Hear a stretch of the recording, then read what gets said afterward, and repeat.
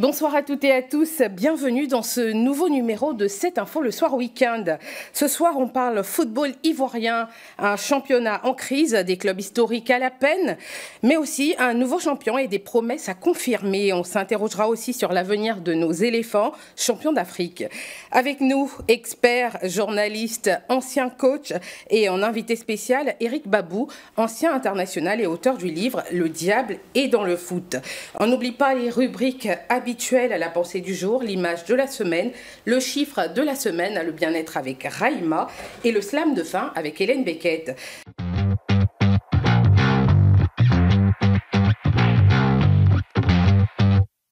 Place à une citation inspirante signée d'un maître du football. Les performances individuelles, ce n'est pas le plus important. On gagne et on perd en équipe, de Zinedine Zidane.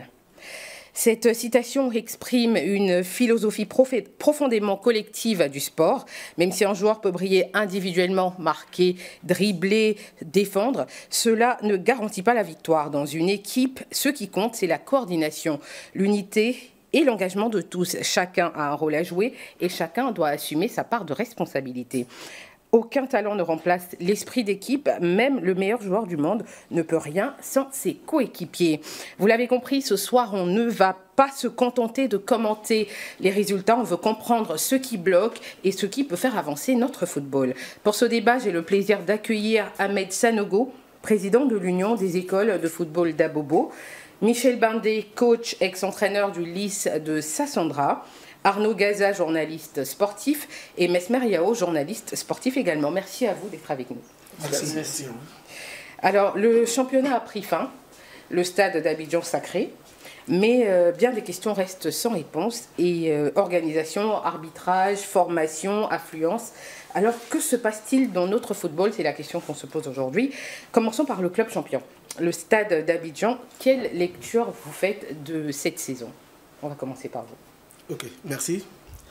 La saison 2024-2025 s'est achevée avec son lot d'émotions, de surprises et surtout avec le sacre du stade d'Abidjan. Parce que le stade mérite son titre au regard de son organisation depuis quelques années, au regard des recrutements effectués par cette équipe-là. On a senti un peu que le stade d'Abidjan, depuis quelques années, depuis la deuxième division, quand il est arrivé en Ligue 1, immédiatement, le stade a déjà commencé à prendre l'empreinte même de la Ligue 1. C'est vrai, ils ont eu des difficultés au niveau de la Coupe d'Afrique, mais ça leur a servi de leçon. C'est vrai, la Coupe d'Afrique, ça a été un peu difficile pour le stade d'Abidjan. Mais comme on le dit, tout ce qui est difficulté souvent peut aider quelque part. Et je pense que cela a aidé le stade d'Abidjan. Et le stade a roulé vraiment très à l'aise dans ce championnat. En tout cas, il faut dire félicitations au stade d'Abidjan qui mérite effectivement son titre. Alors, je rappelle, vous, c'est Ahmed Sanogo, président de l'Union des écoles de football d'Abobo. C'est ça. Alors, Michel Bandé. Oui, le stade mérite amplement son titre, comme tout à l'heure mon collègue l'a dit. Moi, j'ai eu à le rencontrer cette saison en championnat parce que j'étais, lors de la première phase, j'étais l'entraîneur du FC Oza. Donc, ils nous ont battus au stade Félix Houphouët-Boigny 3-2. Et on avait en face de nous une équipe expérimentée. Voilà, parce que quand tu vois cette équipe, elle a des joueurs comme Assalé Roger, AK6 Baudelaire. C'est pas donné à tout le monde de les avoir dans le championnat local. Donc, c'est une équipe, ma foi, qui a maîtrisé son championnat, qui mérite amplement son titre. Voilà, bien évidemment, en Coupe d'Afrique, c'est un autre level, comme on le dit. Mais voilà, c'est une équipe qui a dominé de main de maître cette saison 2024-2025 et c'est amplement mérité. Alors, Arnaud Gaza. Oui, mérité, mais je voudrais tirer le chapeau à l'entraîneur Alessandre Lafitte qui a fait un travail remarquable avec cette formation. C'est vrai, lorsque ça marche, on a tendance à oublier l'entraîneur. Quand c'est pas bon, on jette le discrédit sur l'entraîneur. Ici, moi, je voudrais vraiment saluer cet entraîneur-là qui a fait un travail formidable lors de cette saison 2024 à 2025. Il faut le dire, le stade d'Abidjan n'est pas novice dans notre championnat. C'est vrai que cette formation a beaucoup traîné les pas en Ligue 2 avant de revenir en Ligue 1. Mais comme l'a souligné les confrères et amis sur plateau, le stade avait déjà donné un signal fort depuis la Ligue 2. Dès les montrées, en Ligue 1, ils ont commencé à titiller l'ASEC Mimosa. On a vu malheureusement l'expérience n'avait pas véritablement payé pour ces garçons. Et puis dans cette phase de saison 2024-2025, l'arrivée d'un garçon comme Assalé Roger Clavel, l'arrivée également l'ancien capitaine de l'ASEC Mimosa a porté véritablement l'expérience qui manquait à cette équipe du Stade d'Abidjan. Le résultat est connu. Le Stade d'Abidjan est aujourd'hui champion de Côte d'Ivoire. Bravo à toute l'équipe. Justement, Mesmer, est-ce que vous pensez que cela signe une nouvelle ère dans notre football, dans le football local? Oui, avant le football était dominé par les clubs que nous connaissons, l'Africa Sport et l'ASEC Mimosa. Et voici qu'aujourd'hui, le Stade d'Abidjan vient donc briser ce mythe-là. Donc c'est un changement dans notre football. Et je félicite encore le Stade d'Abidjan et surtout son président et qui a mis aussi tous les moyens à la disposition de ce club pour que ce titre il soit après 1969. Aujourd'hui, voici le 6e titre. Bravo encore au Stade d'Abidjan. Et justement, donc en parlant des grands clubs, on va parler de l'ASEC Mimosa qui est habituellement très solide mais qui a terminé 2e. Quelles explications vous pouvez donner à cette performance-là de l'ASEC? Bon, déjà, le championnat local commence à quand même avoir un bon niveau et je pense que toutes les équipes se valent. Voilà, et ce qui fait que l'ASEC n'a plus les meilleurs joueurs du championnat. Par le passé, l'ASEC et l'Africa avaient en leur sein les meilleurs joueurs du championnat. Là, depuis une décennie, même au moment où le Stade Sport, le San Pedro et l'AS Standard dominaient, l'ASEC a commencé à ne plus avoir les meilleurs joueurs. Voilà, parce que pour recruter, il faut des moyens colossaux. Et il y a certains présidents qu'on peut appeler des mécènes qui viennent, qui injectent beaucoup d'argent dans ce milieu-là et qui recrutent pas mal de joueurs. Ce qui fait que la SEC n'est plus cette équipe qui avait cette possibilité de prendre tous les meilleurs joueurs du championnat-là. Et c'est ce qui donne ce résultat-là. Et justement, est-ce qu'on peut parler d'une transition ou d'une baisse de régime? Non, comme Claude Michel vient de le dire, hein, aujourd'hui, tous les clubs pratiquement s'organisent comme ils peuvent. Et puis aujourd'hui, on sent que les entraîneurs sont bien formés, les entraîneurs font ce qu'ils peuvent, les joueurs aussi, comme on le dit, tous les meilleurs joueurs ne sont plus directement au niveau de la SEC d'Abidjan. Donc ça fait qu'il y a un équilibre. On sent que le niveau du championnat, depuis un moment, il y a quand même une bonne progression qui permet à ces clubs-là, vous voyez, le Suisse Sport du San Pedro hier, qui était champion de Côte d'Ivoire, la Standard, le Racing Club d'Abidjan, le FC San Pedro, vous voyez un peu, ça montre un peu quelque part le niveau de notre championnat. C'est vrai, la SEC n'a plus cette domination qu'on avait en son temps. Donc c'est un nouveau cycle, effectivement, qui arrive au niveau de notre football, c'est l'organisation. Les gens voyagent beaucoup, ils apprennent à l'extérieur, et les entraîneurs, quand ils sortent, ils reviennent, ils apprennent. On sent que tout cela ont vraiment appris. Et ce qui est aussi bon, certains de nos anciens joueurs, de nos footballeurs, quand ils vont à l'étranger, quand ça ne va pas, ils acceptent aussi de revenir dans notre championnat. C'est pourquoi je voulais féliciter aussi Assalé Roger, qui a accepté de revenir dans notre championnat. Même il y a l'international burkinabé qui est en 2e division avec le Sporting Club de Gagnon. Traoré. Donc quand c'est comme ça, c'est bon, ça permet de rehausser le niveau de notre championnat. Alors là, on sait que la SEC Mimosa, donc Mimosifcom, dans les années 90, c'était une très bonne école qui a sorti les grands joueurs de ce pays. Est-ce que vous pensez que là, maintenant, il y a un problème à ce niveau-là et qu'est-ce qu'il faudrait faire pour y remédier? Non, il ne faut pas parler de problème. Il faut voir l'évolution des autres. Aujourd'hui, nous sommes dans une nouvelle dynamique où la formation a pris le dessus. Et il a cité à l'instant des clubs qui ont tous investi dans la formation. C'est ce qu'ils ne faisaient pas avant. Donc, vous regardez les jeunes qui jouent, ils ont pratiquement le même âge. C'est une génération qui monte ou des générations qui montent. Ils sont des jeunes. Ce sont des jeunes qui ont compris, qui savent taper dans le ballon, qui savent jouer au football champagne, comme le dit, à toi, à moi. Et toutes les équipes ont des centres de formation. Aujourd'hui, des équipes aussi ont des équipes de football féminin. Donc, ça s'impose par la CAF via la FIFA. Donc, je veux dire que le modernisme du football qui est mis en place dans notre pays, aujourd'hui, en train de porter ses fruits. Donc la SEC n'est pas à la traîne, mais la SEC est rattrapée par le modernisme et le travail bien fait des autres équipes. Donc vous verrez, si vous partez voir le centre de formation de San Pedro FC, vous serez émerveillé. Vous allez fermer les yeux sur le centre de la SEC Mimosa. Et également... Est-ce qu'on peut dire que la SEC dort sur ses lauriers dans ce cas-là? La SEC ne dort pas ses lauriers, mais tout le monde travaille. Tout le monde a compris le système du football. C'est la formation à la base. Avant, il n'y avait pas de formation.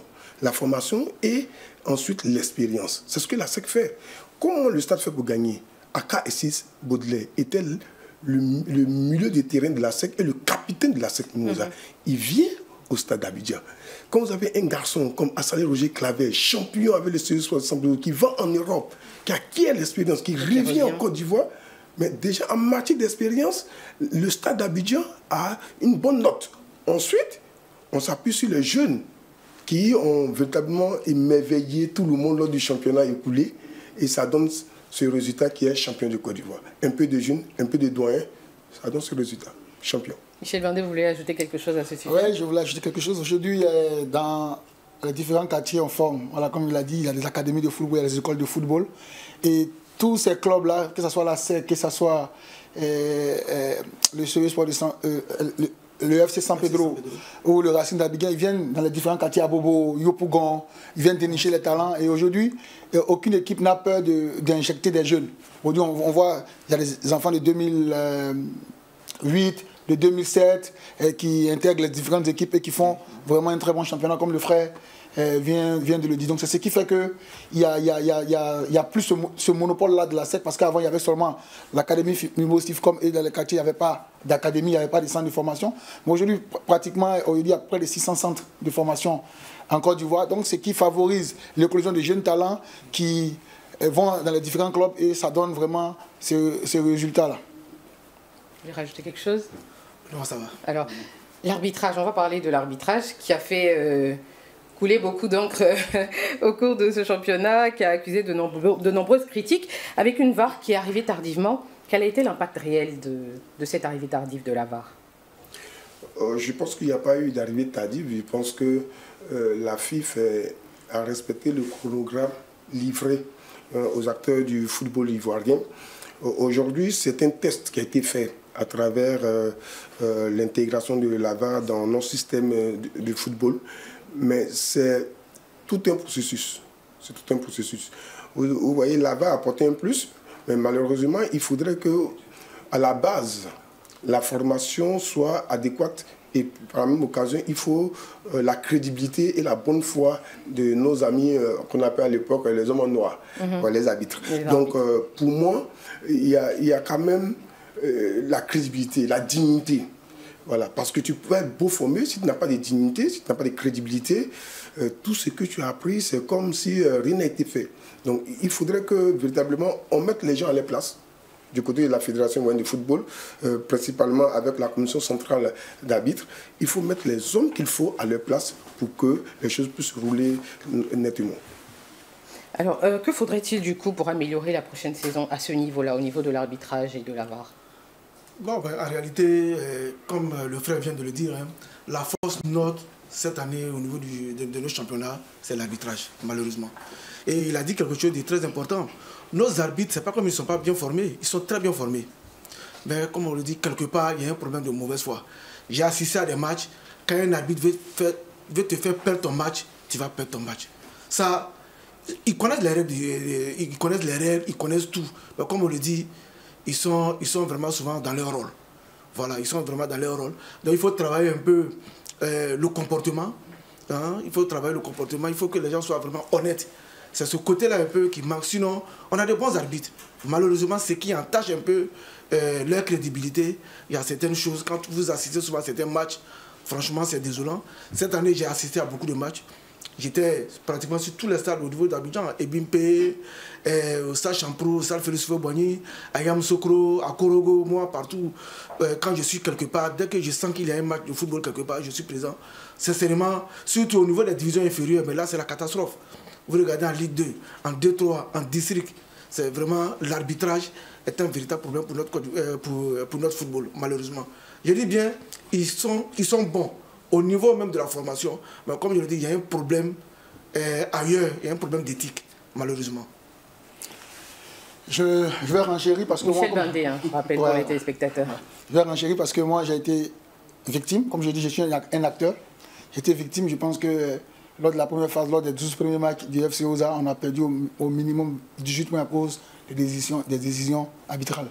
Voilà, et d'où l'importance de la VAR, justement. Voilà, bien c'est ce que je disais, le retard d'arrivée de la VAR à la 27e journée, quand même, après le début du championnat. Par exemple, je me rappelle d'un match contre le RCA où on marque un but où il n'y a pas hors-jeu. Après visionnage de la vidéo, on voit que on nous a privé de 2 points. Et il y a des décisions, des cartons rouges, des pénaltys sifflés. Honnêtement, comme le frère Sanogo vient de le dire, ce n'est pas par manque de formation, mais je pense plutôt que c'est un problème d'éthique. Voilà, et c'est sur ce côté-là que... vous êtes unanime là-dessus. Voilà, c'est sur ce côté-là qu'il faut essayer. Le responsable des arbitres, Kalou, doit vraiment taper là-dessus parce qu'il y a un problème d'éthique. Très bien. Alors, on a noté aussi une faible affluence dans les stades. Comment expliquer ce désintérêt des Ivoiriens? Mesmer, je reviens à vous tout de suite. Bon, moi, je pense que, comme vous venez de le dire, nous avons assisté donc pratiquement au championnat tout au long de cette saison. Les équipes ont joué devant des gardiens vides, pratiquement. Alors, comme vous le demandez, qu'est-ce qui explique cela? Mais c'est parce que certainement, il n'y a pas de beau jeu que nos joueurs produisent. Et s'il y avait de beaux jeux, les supporters allaient départir. Il y a aussi un manque de sensibilisation des différentes équipes. Parce que normalement, chaque équipe devait mobiliser ses supporters, avoir des comités de supporters pour aller soutenir. Mais il y a beaucoup d'équipes qui n'ont pas ces comités-là. Donc il va falloir s'organiser au niveau donc, des équipes pour pouvoir aller véritablement soutenir lorsqu'il y a des matchs. Il y a aussi la fédération également qui devrait mettre les moyens pour sensibiliser. Il n'y a pas de communication pratiquement pendant ce championnat-là. Donc il faut axer la communication autour donc, des différentes rencontres pour que dans même les quartiers et autres villages, on puisse venir supporter. Quand on prend les années 1990 par là, à SEC Africa, il y a des gens qui quittaient dans des campements pour venir supporter. Mais aujourd'hui, ce n'est plus le cas. Avant, on n'avait pas tous les moyens de communication qu'on a aujourd'hui, par exemple. Oui, mais aujourd'hui, nous avons ces moyens-là. Mais qu'est-ce qui nous empêche véritablement de communiquer, aller dans ces localités et faire venir donc les supporters? Donc je pense bien que la fédération doit véritablement réfléchir, se pencher sur ça pour les prochaines saisons, pour que nos gradins soient remplis. Et aussi les équipes aussi doivent mettre les moyens aussi pour que véritablement les supporters puissent venir. Donc c'est ce que moi je peux dire. À ce sujet, je pense que chacun a sa part de responsabilité. Part de responsabilité dans la mesure où la fédération est la structure qui s'occupe du football ivoirien. Donc, pour rejoindre Mesmer, il faut une stratégie de communication pour amener les amoureux du ballon d'or, du ballon rond, à venir au stade. Mais le football, c'est une fête. Un match de football, c'est une fête. Comment les autres arrivent à drainer du monde dans un stade? Il faut associer sport et culture. Il y a des artistes qui drainent du monde. C'est une fête. Il faut pouvoir avoir un système de marketing qui va permettre aux jeunes qui aiment, par exemple, un artiste bien connu qui a rempli le stade Félix Houphouët-Boigny il y a quelques mois de cela, qui vient pour un avant-match de 2 titres. Mais attendez, le parc des sports ou le champ, c'est sûr, mais avec une bonne communication, c'est une fête. Nous qui avons eu la chance d'aller en Europe, d'aller en Afrique du Nord, mais c'est vraiment une fête. Secondo, chaque équipe doit avoir vraiment une stratégie de mobilisation des supporters. Moi, je prends l'exemple d'une formation comme Yamoussoukro FC, qui est venue en Ligue 2. Allez-y, regardez les matchs de Yamoussoukro FC. Je salue par ça M. Baudelaire Mieux, un confrère qui est aussi dans le football, qui est responsable de cette équipe. Mais allez regarder les matchs. Mais les gradins sont pleins. Le stade est plein à craquer. Mais il a mis une stratégie de communication en place. Et cela permet à son équipe de gagner des matchs. Donc, l'un dans l'autre, chacun sa part est respecté. Et puis, les joueurs ne sont pas connus, ça ne fait plus rêver. Avant, on a vu de voir Ben Badi. On a vu de voir Ben Badi dans ses œuvres. Aujourd'hui, Donnez-moi le nom d'un joueur qui évidemment creuse. Il n'y a pas de voilà, un magicien autour des voilà, joueurs. Il n'y a pas de publicité autour. Et ça aussi, c'est le rôle de la FIFA. À l'époque, ils voulaient le faire, mais après, ils ont freiné. La France le fait si bien. Mettre les moyens autour d'un joueur. On parle tous de ce joueur. Alors, on va passer rapidement à la Ligue 2, le championnat. Est-ce que le championnat de la Ligue 2 est suffisamment compétitif et structuré, selon vous? Oui, le niveau du championnat de la Ligue 2 est quand même élevé. Surtout, vous regardez le Stade d'Abidjan qui sort de la Ligue 2, 2 ans après champion de Côte d'Ivoire. Il faut savoir que le niveau est très bon. Surtout cette année, c'est avec l'équipe de FC Gagnoa, le Sporting Club de Gagnoa, qui a aussi relevé le niveau. Le Tchologo a relevé le niveau. Boisflé, franchement, le niveau de notre Ligue 2 est très bon en ce moment. Très bon. Je suis d'avis parce que, voilà, par expérience aussi, j'ai fait 2 années en Ligue 2, une année avec le Lys, que j'ai permis d'accéder en Ligue 1 et puis aussi avec le FC Osa. Donc je peux dire que le niveau de la Ligue 2 est vraiment très élevé. Moi, ce que je déplore un peu en Ligue 2, c'est qu'il y a des matchs qui se jouent quand même sur des terrains quand même pas catholiques. Parce qu'on parle là des ligues professionnelles. Je pense qu'à ce niveau-là, il faut revoir. Et là-bas, je peux vous assurer que l'arbitrage est catastrophique. Et là, quand tu vas à l'intérieur du pays, non, il faut appeler un chat un chat. Quand tu vas à l'intérieur du pays, si des sites, vraiment c'est incroyable. D'abord, ton équipe est handicapée parce que le terrain n'est pas approprié et l'arbitrage, ça ressemble à un braquage. On va parler du chiffre de la semaine. Le chiffre de cette semaine, c'est le 7. Alors le 7, c'est le nombre de trophées africains remportés par les clubs ivoiriens. On a l'ASEC Mimosa qui en a eu 2, la Ligue des Champions en 1998, la Supercoupe d'Afrique en 1999, l'Africa Sport National qui en a eu 3, la Coupe d'Afrique des vainqueurs de coupe en 1992 et en 1999, la Supercoupe d'Afrique en 1993, le Stade d'Abidjan qui en a eu 1, Ligue des Champions en 1966 et le Stella Club d'Adjamé, Coupe CAF en 1993. Alors on va continuer avec notre débat. On parlait de la Ligue 2 et je vous avais demandé ce que vous pensiez de ce qui se passait au niveau de la Ligue 2. Vous aviez terminé, n'est-ce pas? Donc on va donner la parole à Arnaud Gaza. Oui, la Ligue 2 est un championnat très relevé dans la mesure où, quand vous regardez aujourd'hui dans les gradins, le seul spectacle qui accroche le public, c'est la Ligue 2. Avec l'Africa Sport d'Abidjan, avec l'entente sportive de Dagboville, avec Yamoussoukro, c'est chaud bouillant. Les gens sont Tchologo, leader de Makore également, parce que c'est un jeune club, un jeune centre de formation qui monte, école de formation qui monte en puissance. Il faut faire attention à ce club-là, leader de Makore. J'ai suivi ses matchs. Et je sais que dans 3 ans, il y a de l'avenir. Il y a de l'avenir en entendant parler de ce club. Donc, pour revenir sur la Ligue 2, il faut noter ce point que le niveau est bon, le talent est là. Pourquoi? Parce que ce sont des jeunes qui ne cherchent pas à gagner assez d'argent, mais ils veulent se faire plaisir et montrer les talents. Et derrière, il y a des clubs passionnés. D'abord, l'Africa, un club historique, qui est en train de lutter pour se défendre et qui a du mal à remonter la pente, qui est encore resté en Ligue 2. Oui. L'année prochaine, on va avoir encore un champion de Ligue 2 très relevé parce que l'Africa y est. Donc, l'un dans l'autre, on a du spectacle. Et je ne prie pas que l'Africa y reste. C'est simplement que l'Africa a l'air de ça, ce que vous venez de dire. Bon, suivez mon regard. Voilà. De toute façon, l'Africa est un club historique. Et cela permet aujourd'hui à la Ligue 2 d'être très relevé. À chaque fois qu'un petit club, je dis petit en guillemets, rencontre une formation comme l'Africa Sport, elle veut tout donner. Parce que battre l'Africa dans le palmarès, c'est vraiment formidable. Bien sûr. Alors comment la fédération pourrait soutenir cette dynamique-là de ces clubs-là qui ont de l'avenir, qui sont en train de monter en puissance? Déjà, il faudrait que les habits soient justes. Parce que si les habits sont justes, ces clubs-là vont forcément briller. Et ces clubs-là ne vont pas aller au purgatoire. Parce que quand les résultats sont influencés par l'arbitrage, ça tue forcément les petits clubs qui ont du talent à revendre. Donc je pense que la fédération doit être vraiment très regardante là-dessus.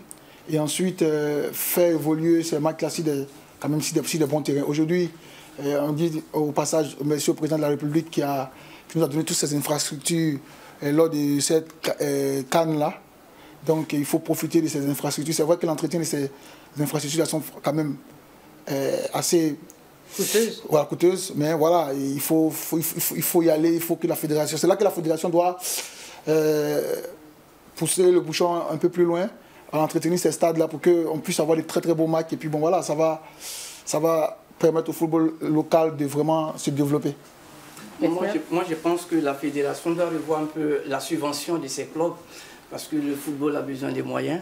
Donc, ceux de la Ligue 2, on doit repousser un peu, la Ligue 1, D3 et même district, on doit leur donner quelque chose.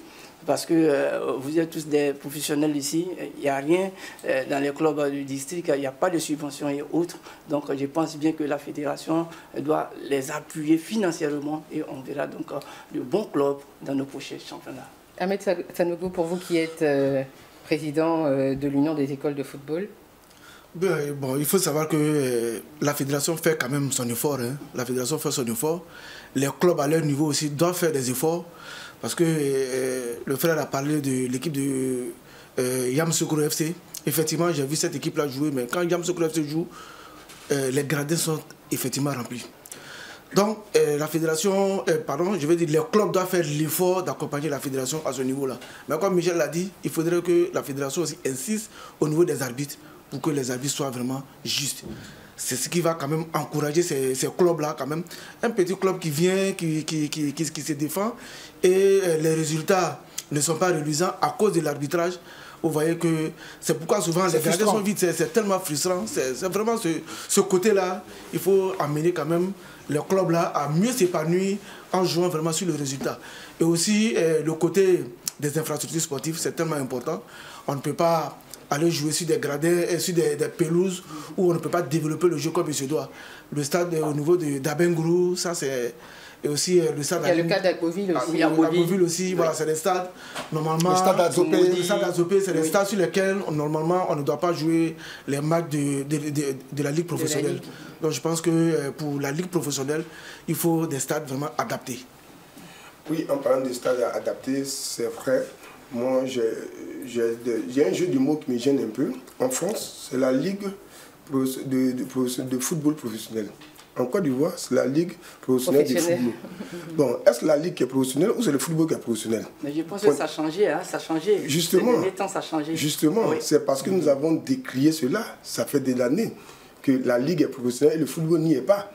Donc, on comprend qu'on peut juste des champs de patates. C'est normal parce qu'il y a une commission qui va faire une mission pour analyser sur des inspections pour voir si on peut pratiquer un football de haut niveau sur le terrain.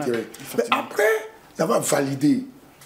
Comme la CAF le fait, pour homologuer les stades. Mais c'est parce que la commission a validé qu'on y joue. Donc, pour moi, je pense qu'il faut mettre les hommes qu'il faut à la place. Pour parler d'arbitrage, regardez les tests de la FIFA. Pour être président de la commission centrale d'arbitre, il faut être du corps, il faut être un ancien arbitre. Oui.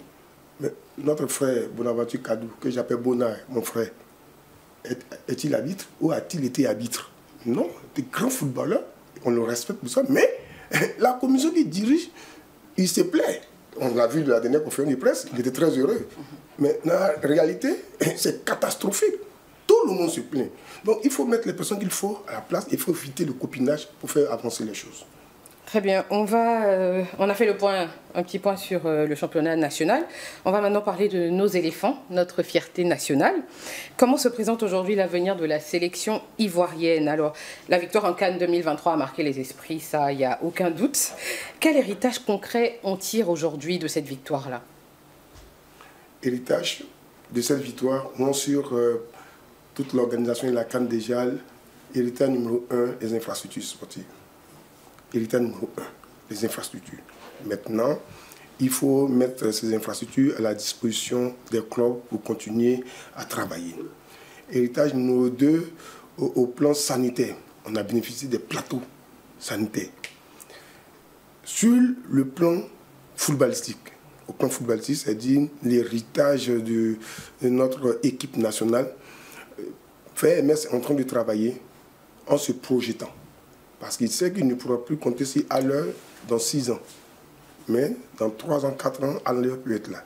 Donc déjà, on n'a pas eu les résultats qu'on voulait en tant que champion d'Afrique au niveau de l'attaque, au niveau des différents matchs amicaux, même les éliminatoires de la Coupe du Monde de la CAN. Mais il est dans une préparation. Il est dans une préparation à long terme. Donc, ce qui explique la venue, souvent, la sélection de quelques jeux, etc. Voilà. Donc, c'est normal que ça soit un peu en dents de scie et on ne soit pas satisfait du résultat. Nous sommes très exigeants, c'est normal. Nous sommes champions d'Afrique, donc il faut maintenir la dynamique que nous avons entamée. Mais pour moi, il faut laisser Faye travailler. Et on reviendra à ce sujet-là. Le terrain dira la suite. Alors, héritage de la CAN 2023, Mesmer Yao? Moi, je pense que l'héritage, comme vient de le dire le confrère Arnaud Gaza, et sur le plan technique également, nous avons eu tout ce qui est infrastructure sportive, les stades et autres. Donc, ces stades, on doit les mettre également à la disposition des clubs. Également, au niveau donc, du jeu. Et il faut dire qu'à travers donc, cette Coupe d'Afrique des Nations, nous avons eu les moyens qu'il faut pour pouvoir véritablement former et dénicher également les joueurs. Nous avons eu Faye et son équipe sillonner pratiquement tous les pays pour pouvoir dénicher les meilleurs et nous avons vu le résultat au cours donc, de cette Coupe d'Afrique. Mais cela ne suffit pas. Il va falloir encore travailler. Comme l'a dit aussi, ces joueurs que nous avons connus lors de la Coupe d'Afrique ne seront pas là dans 5 ans, 6 ans, 10 ans. Donc il faut créer et chercher encore d'autres personnes pour pouvoir véritablement relancer notre équipe nationale. Et c'est ce que Faye est en train de faire. Donc je pense qu'il y a eu une bonne ambiance autour des éléphants de Côte d'Ivoire. Et cette équipe a réconcilié les éléphants les Ivoiriens. Et quand l'équipe joueur, on voyait et tout le monde était un autour de cette équipe. Donc c'est ce que moi je retiens donc, de cette Coupe d'Afrique des Nations. Nous étions un, nous avons une même pensée. En tout cas, c'était la joie.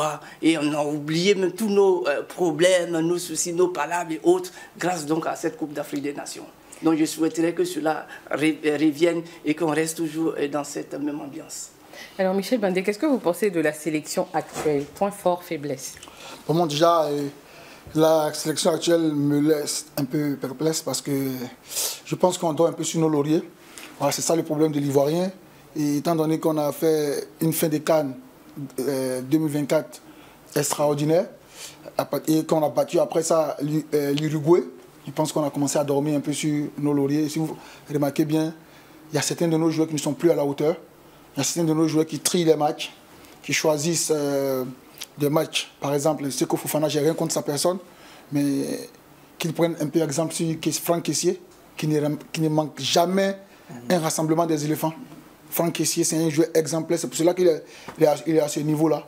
Et je pense qu'il faudrait qu'on essaie, parce que quand un se bat pour la nation et que l'autre, il attend le dernier moment pour venir, vous voyez, arriver à un certain moment donné, c'est pas intéressant. Parce que moi, je ne vais pas me battre pour labourer le champ, et quand, au moment de la récolte, et toi tu viens et puis tu veux qu'on ait les mêmes pas. C'est ce que la pensée du jour disait, l'équipe. Voilà, l'équipe. L'esprit d'équipe. Moi, c'est ce qui m'inquiète pour cette équipe nationale. On n'a pas, si on avait 11 caissiers sur le terrain, je pense qu'on allait faire vraiment des merveilles. Et voilà, moi, c'est ce qui me laisse un peu. C'est ce qui est notre faiblesse, quoi. Voilà. Après, notre force, si vous le permettez, notre force, c'est qu'on a des joueurs individuellement qui sont très très doués. Voilà, qui sont capables de faire la différence. La Côte d'Ivoire, c'est une terre bénie de football. On a des talents. Ça, à tous les postes, on a des talents.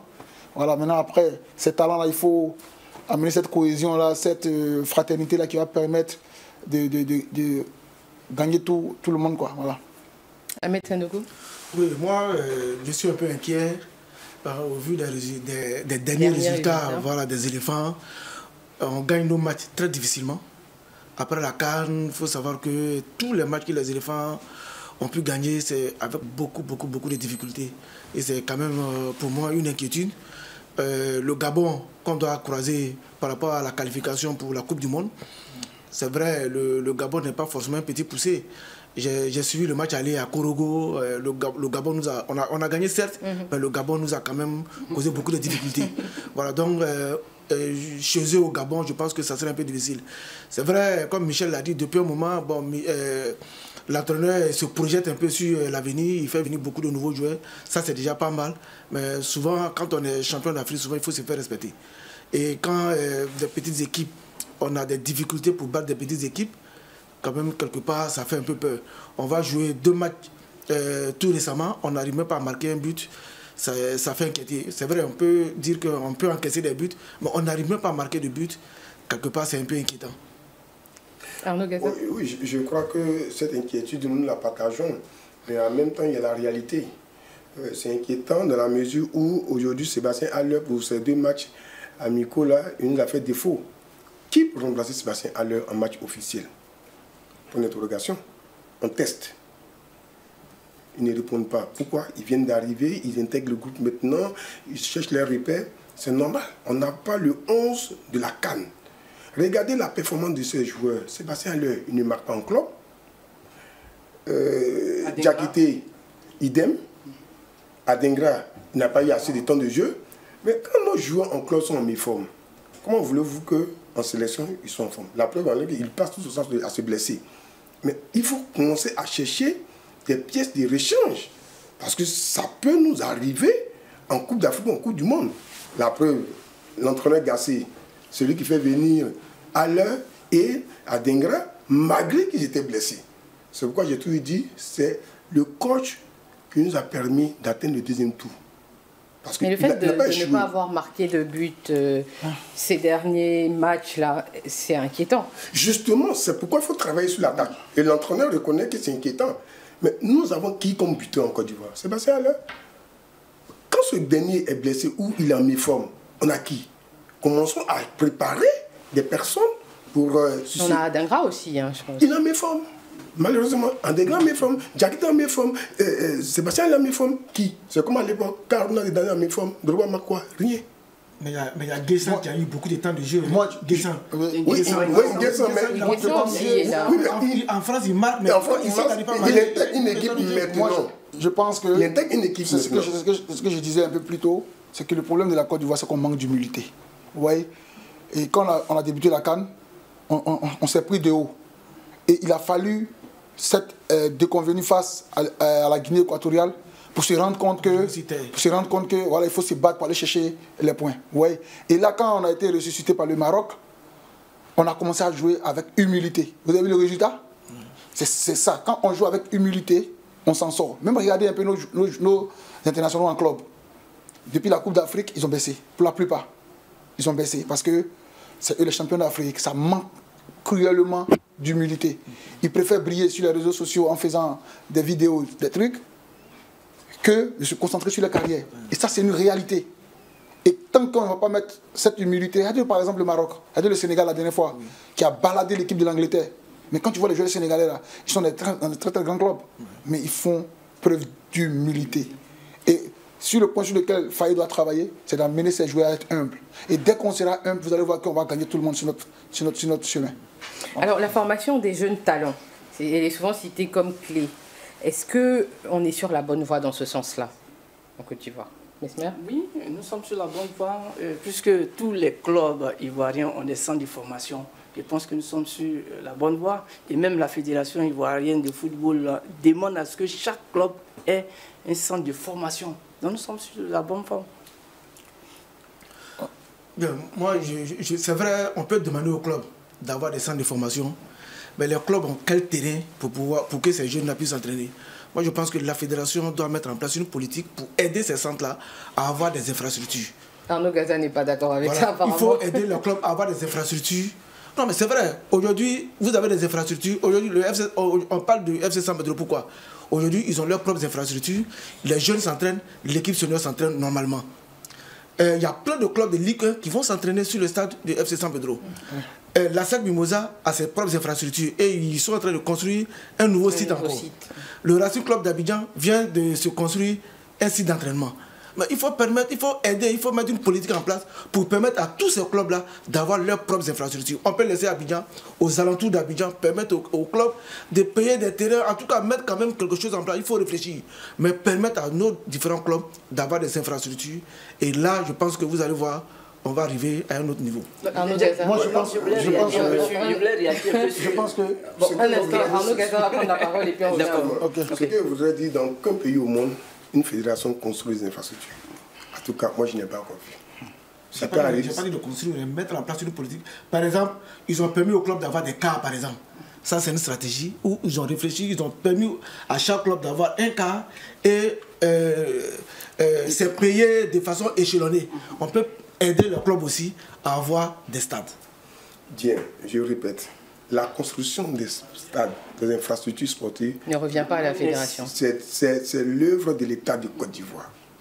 Dans tout pays au monde, les infrastructures, c'est lui.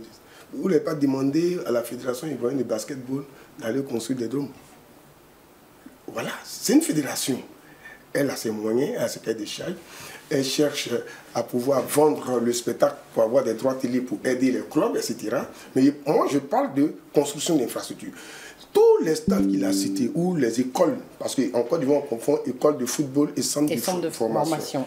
Bon, donc, toutes les écoles de formation ou centres de formation que c'était ont, ceux qui ont les stades, les clubs de la cité, dites-moi, quelle fédération qui a donné les moyens? C'est la politique du club. C'est la politique du club. C'est pourquoi la fédération donne des subventions, aide.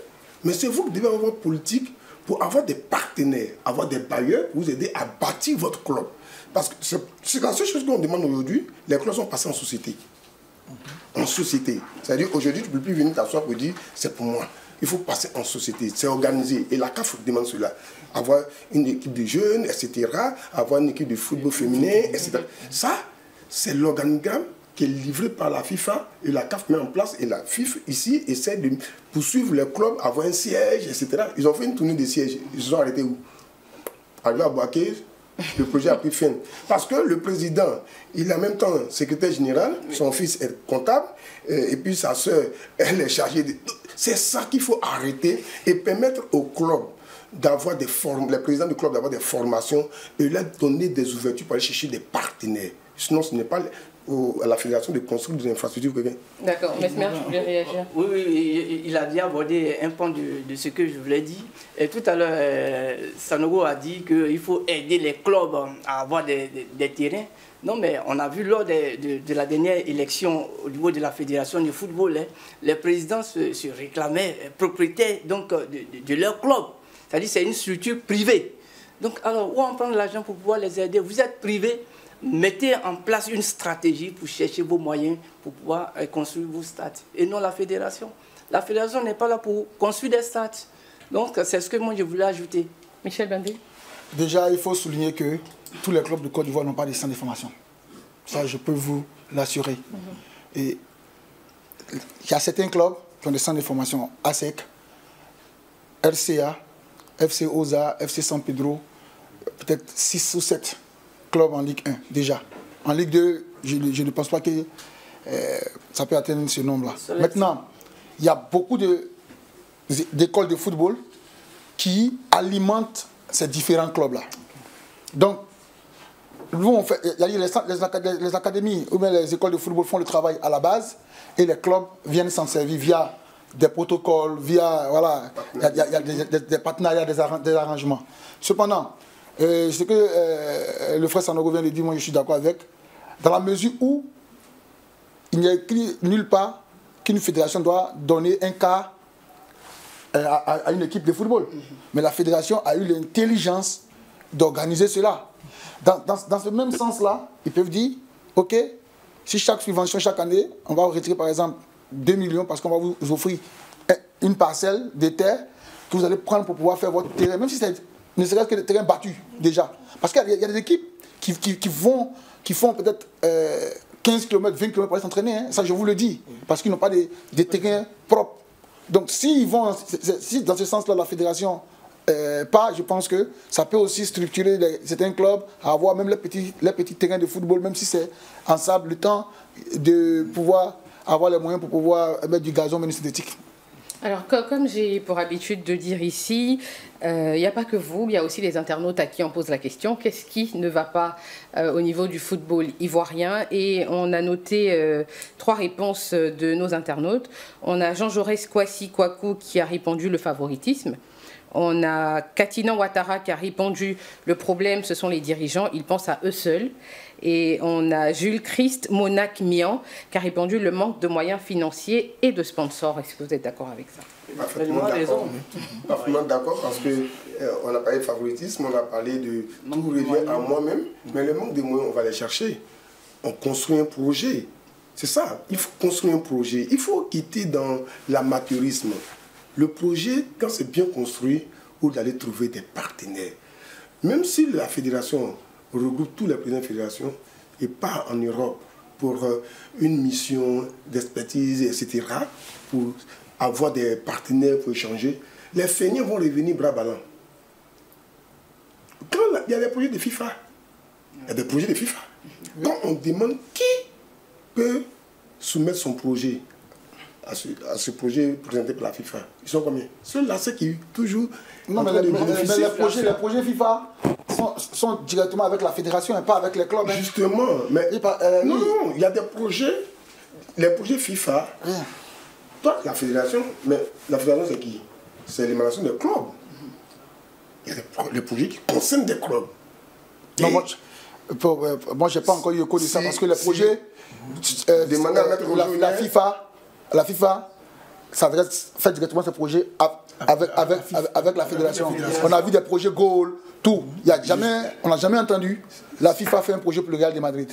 Non. Mais la FIFA fait un projet pour la fédération parce que les clubs sont liés aux fédérations. Et les fédérations sont liées à la FIFA. Donc c'est pour cela que c'est difficile que la FIFA ne peut pas sauter la fédération. Non, je ne vous ai pas encore dit que la FIFA est venue financer un projet d'un club. Je dis, l'émanation des clubs, c'est la FIFA. C'est ça? Voilà. Le projet qui est soumis à la FIFA, c'est pour le bonheur de qui? Quand on remporte la Coupe d'Afrique, est-ce que la CAF donne l'argent au club? Non.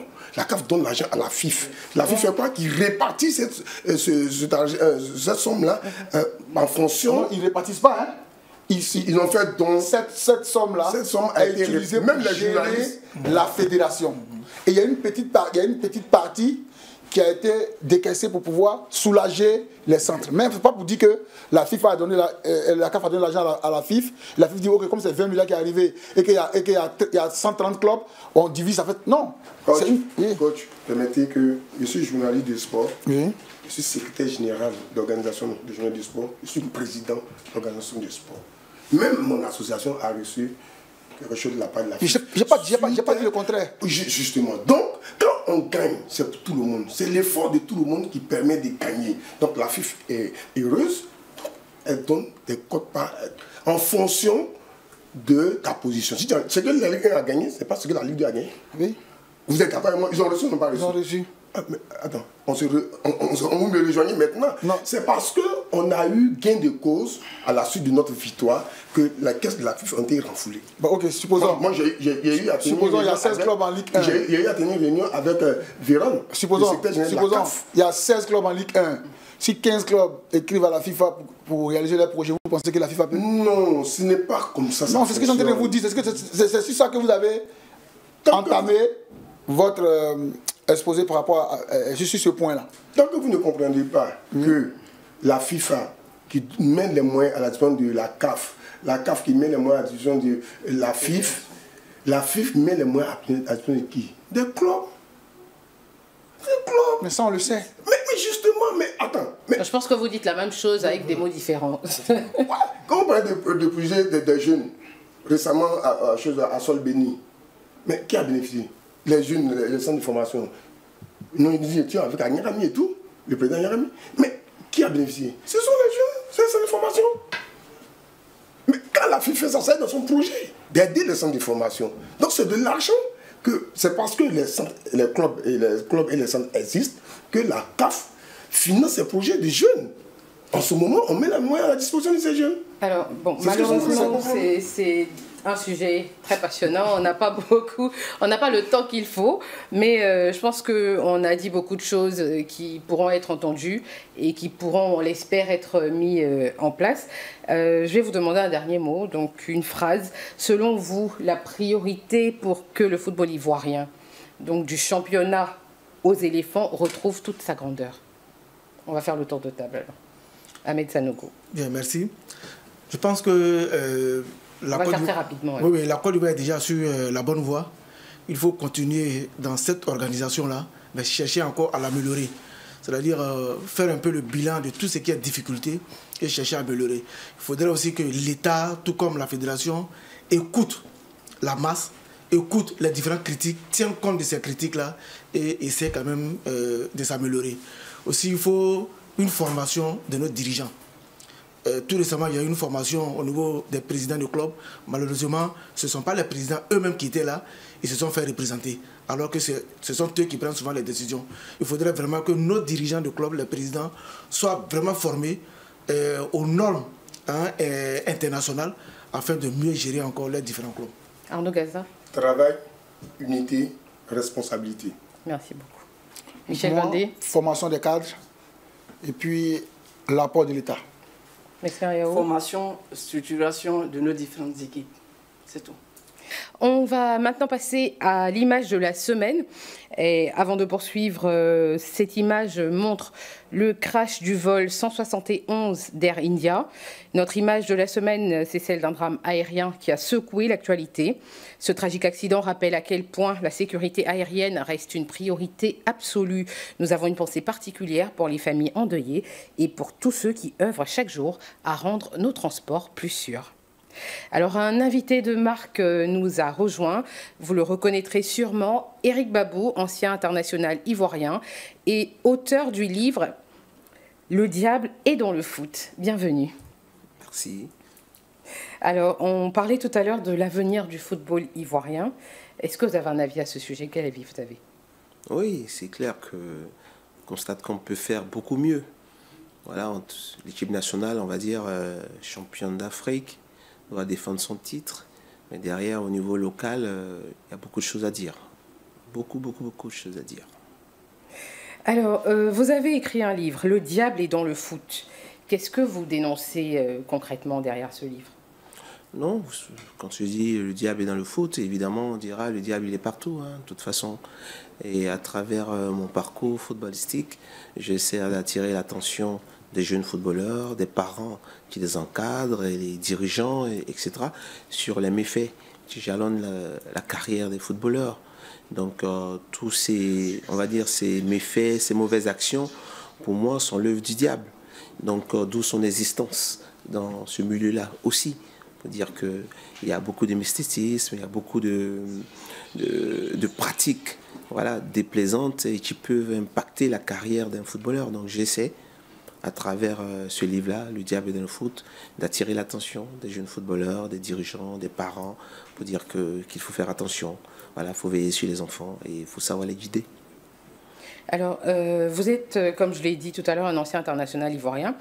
Avec le recul, est-ce que vous pensez que votre génération, donc les joueurs de votre génération, ont été trahis par les instances, ou est-ce que vous avez votre part de responsabilité aussi? Trahi, le mot est peut-être trop fort. Mais nous, on a eu la carrière qu'il fallait. Voilà, c'était, en tout cas, notre temps, je veux dire, les conditions de travail, bizarrement, étaient meilleures. Quand je dis conditions de travail, je parle simplement de la masse salariale. Vous vous rendez compte, nous sommes en 2025, nous qui avons joué dans les années 90, on était même payé que certains qui jouent aujourd'hui, alors que la vie est plus chère, alors que tout a augmenté. Tout a évolué. Eh bien, c'est inadmissible, c'est incompréhensible. Alors qu'en Europe, les salaires se multiplient et sont en train de tripler.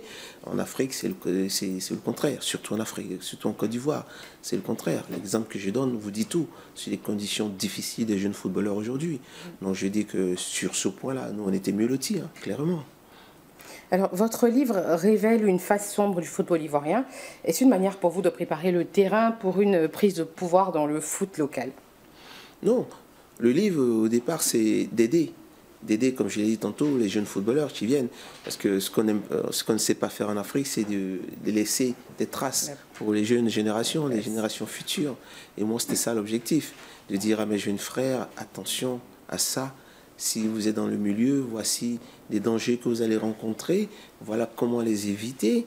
Et puis aussi attirer l'attention des parents, parce que très souvent, ils veulent que leurs enfants soient des grands footballeurs, mais s'il y a un accompagnement à faire, il faut les guider. Et quand les parents savent Ils savent comment orienter les enfants, mais malheureusement, il n'y en a pas beaucoup qui lisent. Ils ont l'opportunité de lire et de connaître, de savoir.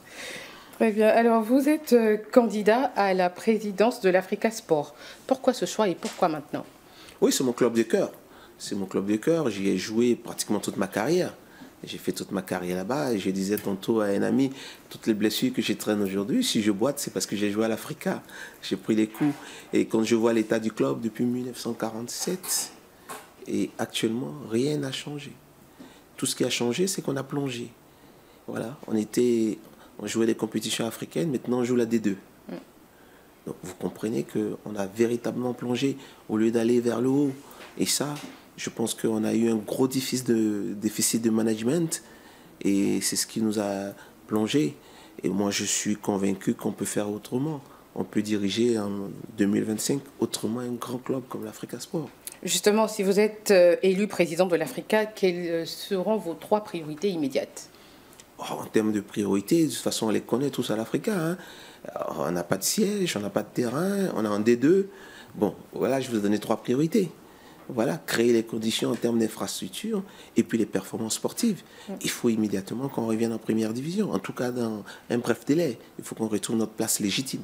C'est la première division. Et puis retrouver l'Afrique. Moi, c'est au-delà du championnat ivoirien.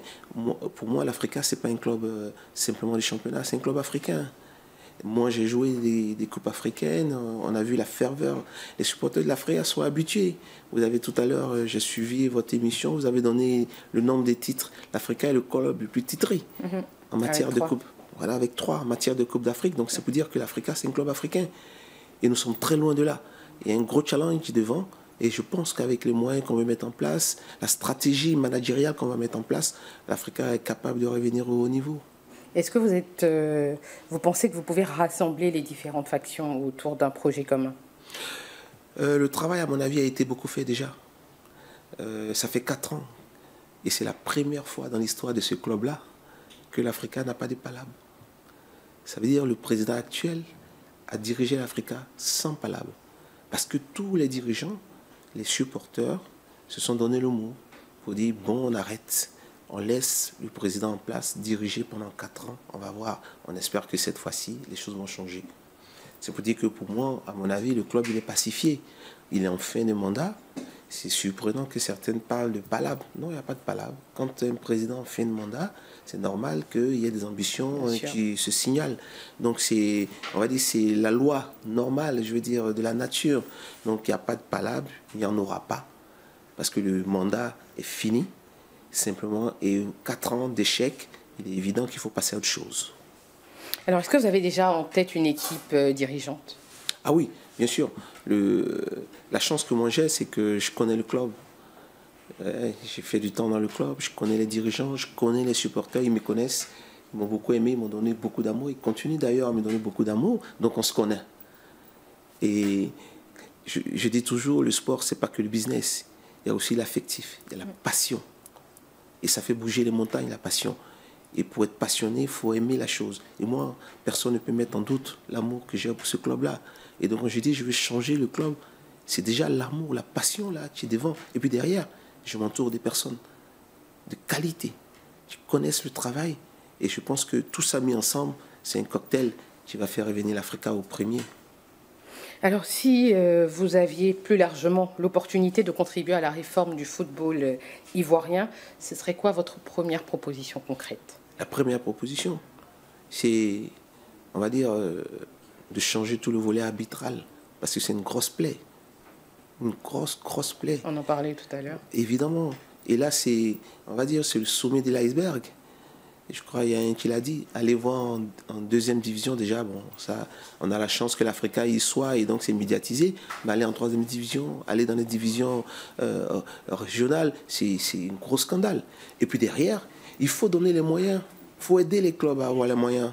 C'est important. 100 millions la subvention en 1re division, pour moi, la Côte d'Ivoire peut faire largement mieux. 50 millions en D2, la Côte d'Ivoire peut faire largement mieux. Et puis à côté, il faut que les entreprises se mettent au diapason, accompagnent, et que l'État aussi s'implique pour que le football ivoirien soit à la hauteur de ce grand pays. Voilà, je pense qu'il y a beaucoup de choses à faire et on a les moyens, on a la capacité de le faire. Regardez ce qu'on a fait avec la CAN. C'est peut-être l'une des meilleures CAN jamais vécues. Bien sûr. Ça veut dire que quand on veut, on peut. Merci beaucoup, on va terminer sur ça. Merci beaucoup Eric Babou d'être passé sur ce plateau. Entre-temps, Rahima Diabaté nous a rejoint, donc après les émotions du sport et de l'actualité. Place à un moment de douceur et on va parler du persil. Effectivement. Bonsoir Rahima. Bonsoir Mam. Alors le persil. Oui. Alors, Petroselinum crispum, c'est son nom scientifique. Originaire des régions méditerranéennes, le persil est présent un peu partout dans nos cuisines. Il parfume nos plats. Mam, tu l'as dit, c'est très bien de mettre l'accent sur les bienfaits de cette plante aromatique. Regardez ce que j'ai apporté. Un bouquet de persil. Ça ressemble peut-être à un bouquet de fleurs.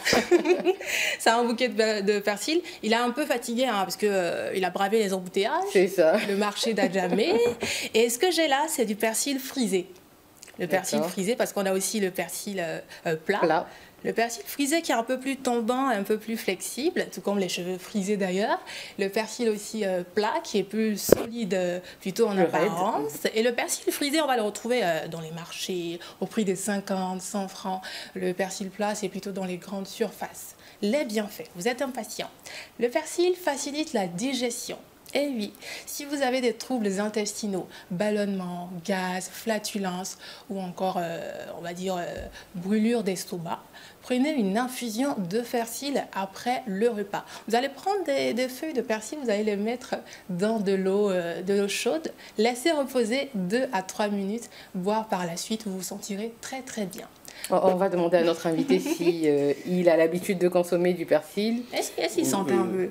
Oui, j'aime bien. Persil, ça sent très très bon. Oui, j'aime bien quand c'est dans la nourriture, c'est parfait, c'est vraiment très agréable. Et quand vous étiez, on va dire, en pleine pratique de football, est-ce que c'est une arôme, on va dire, que vous utilisez? Oui, dans les plats en général ici, on a toujours un petit bout de persil, hein. Donc je connais bien, j'apprécie. C'est vrai qu'en Europe, c'est un peu plus différent quand même, voilà. Parce que les menus, nous les sportifs, c'est un peu plus, on va dire, strict. Mais je connais bien et puis j'apprécie dans tout ce qu'on fait comme nourriture. Ah, moi j'adore le persil. Ah, moi je cuisine avec beaucoup de persil et même frais. Je rajoute beaucoup de persil frais à mes plats. Donc j'aime beaucoup le persil. J'adore le persil moi aussi. Le persil va combattre la mauvaise haleine. Il est recommandé de consommer du persil, de mâcher du persil après le déjeuner ou le dîner si vous sentez que vous avez une mauvaise haleine. Le chlorophylle qu'il contient va éliminer les toxines à l'origine de cette odeur désagréable et aussi contribuer à améliorer votre santé bucco-dentaire. Ce n'est pas tout, le persil est à ajouter à votre alimentation si vous souhaitez perdre du poids. Oui. Si vous voulez suivre un régime minceur, vous allez tout simplement ajouter du persil à votre alimentation. Il contient des fibres qui vous procurent une sensation de satiété et vous évitera, on va dire, de grignoter en journée. Et dans ce cas de figure, ce que vous allez faire, c'est prendre du persil en salade, en jus ou encore en thé. Le persil contient des flavonoïdes qui vont plutôt vous donner une peau plus lumineuse, vous éloigner des cernes. Ce que vous allez faire, c'est prendre des compresses imbibées de jus de persil, appliquer sur vos cernes et ce sera bien. Pour la repousse des cheveux, vous allez plutôt prendre quelques feuilles de persil, mettre dans de l'eau bouillante, laisser reposer, laisser refroidir, masser le cuir chevelure, rincer avec de l'eau claire et finalement, vous allez le faire plusieurs fois pour avoir un résultat satisfaisant. Le persil, grâce à sa teneur en fer, va vous éloigner de l'anémie, lutter contre l'anémie et aussi stimuler l'organisme. Même l'excès de nuit, on le sait. Bien sûr. L'excès de nuit, bien que le persil présente des avantages, certains groupes devraient faire attention en le consommant. Les femmes enceintes. Les femmes enceintes surtout, parce que consommation excessive de persil pour une femme enceinte peut provoquer une contraction. Et aussi les personnes qui sont plutôt allergiques au céleri ou aux carottes. Elles devraient éviter le persil parce que le céleri, le carotte et aussi le persil appartiennent à la même famille. Très bien. Merci beaucoup Rahima. Merci, Mam. tous ces bienfaits et aussi la petite mise en garde sur l'excès, comme on dit, oui, l'excès nuit, bien évidemment. Merci beaucoup, Raïma. Merci, Mam. Enfin, pour clore cette émission avec émotion et poésie comme d'habitude, nous avons Hélène Beckett. Son slam du jour s'intitule « C'est la vie ». Bonsoir Beckett. Bonsoir Mam, bonsoir Monsieur Babou. Ce qu'on veut fuir nous rattrape, ce qu'on veut retenir nous échappe. La vie est un voyage, même pour les inconnus du départ.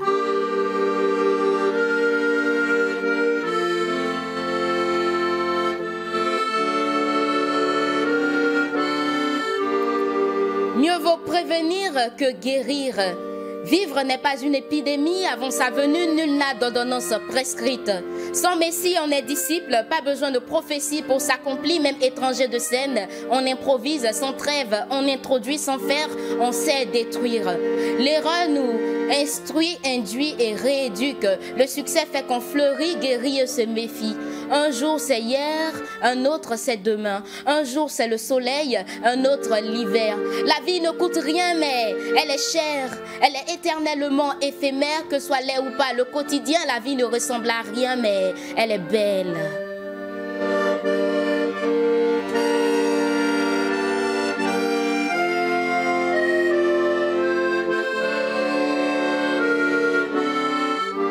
La vie est ennui, envie et on s'enivre. Avec excès ou réserve, qu'elle soit pleine ou vaine, on la vit. Trouvons notre équilibre, même n'étant au juste milieu, c'est un jeu. On est de la partie qu'on ne parie ou ne mise. Entre compatir, compatible et contrepartie, on choisit notre parti, mais il n'y a pas plus petit que celui qui pour grandir piétine. Il n'y a pas plus incrédule que le sage qui ne se cultive. Il n'y a pas plus pauvre que le riche escroc. Crois-moi, il n'y a pas que la dope qui rend accro. Un jour c'est attends, un autre c'est va-t'en. Un jour c'est enchanté, un autre c'est adieu. La vie ne ressemble à rien mais elle est belle. Un jour est le présent, l'autre le précédent. Et en voyant au présent des absents, on comprend que la vie ne coûte rien mais elle est chère. Alors marche en courant mais prends tout ton temps. Nage à contre-courant, mais laisse-toi emporter par le vent et dans de profondes ténèbres luiront de vifs éclairs.